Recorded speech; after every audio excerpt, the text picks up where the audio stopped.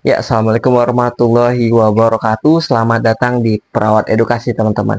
Jadi, saya masih sangat sekali sering bertemu dengan pasien-pasien yang datang ke IGD dengan kondisi luka, tapi lukanya itu ditaburin kopi atau ditaburin ya benda-benda lainnya lah dengan tujuan untuk menghentikan perdarahan.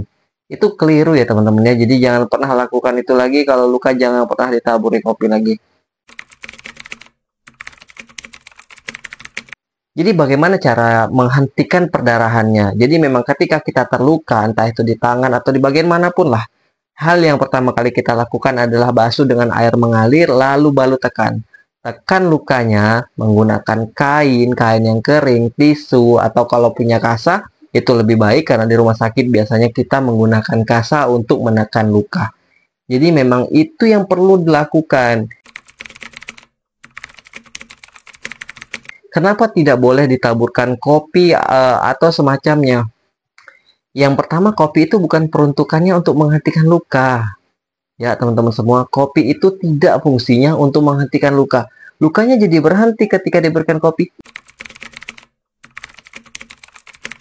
Iya benar, tapi resiko yang lebih mengintai itu jauh lebih berbahaya. Resiko infeksinya menjadi lebih tinggi. Karena kan kopi itu kan buat diminum ya, bukan buat menghentikan luka.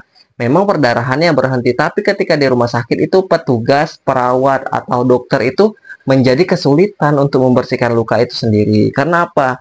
Untuk melihat lukanya kan harus membersihkan kotoran yang ada yang menutupi sekitar luka. Nah, jadi karena masuknya bubuk kopi tadi itu tuh tentu akan dibersihkan dulu kopinya. Kan ketika proses pembersihan itu pasien akan lebih merasakan sakit walaupun mungkin nanti dibius lah dan segala macamnya itu. Jadi memang hal-hal seperti ini terlihatnya tuh sepele, tapi ketika kita melakukannya dengan benar, ya, jadi memang melakukan menghentikan perdarahannya itu dengan benar, jadi memang pasiennya aman, perdarahannya terhenti, dan petugas kesehatan atau perawat dokter yang menerima pasien itu nanti di rumah sakit itu pun pekerjaannya akan lebih cepat dan lebih ringkas ya. Kenapa harus dihentikan perdarahannya ya?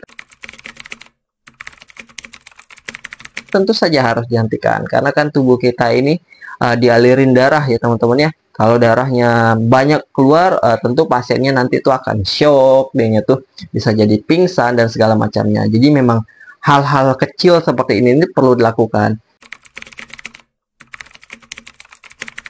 Jadi apa saja yang perlu dilakukan? Yang pertama tuh cuci lukanya dengan air mengalir, air bersih, air keran ya.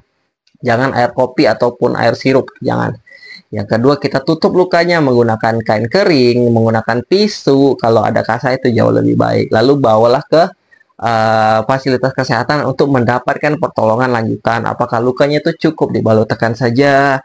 Apakah lukanya itu perlu dijahit? Ataukah memang harus mendapatkan pertolongan medis yang lebih lagi mungkin dibawa ke kamar operasi atau segala macamnya. Jadi itu hal-hal yang teman-teman harus ingat dan tahu ya. Jadi memang hal-hal sekecil ini tuh penting sekali untuk diperhatikan. Ya, jadi karena itu juga penting sekali untuk menyiapkan kotak-kotak P3K. Obat-obatan dasar saja seperti kasa, ya, obat-obatan yang ringan atau obat-obatan yang dijual bebas itu boleh disimpan.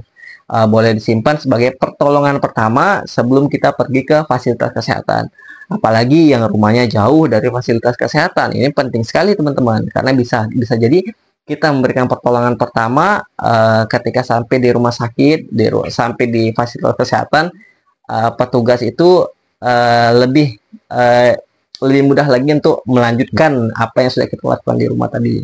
Jadi itu ya teman-teman, inti dari video ini tuh bagaimana cara mengatasi luka, terutama luka yang berdarah ya, bukan luka bakar. Jadi kalau luka bakar itu lain lagi penanganannya, nanti akan kita bahas di video selanjutnya. Sampai jumpa di video selanjutnya dan sampai ketemu lagi.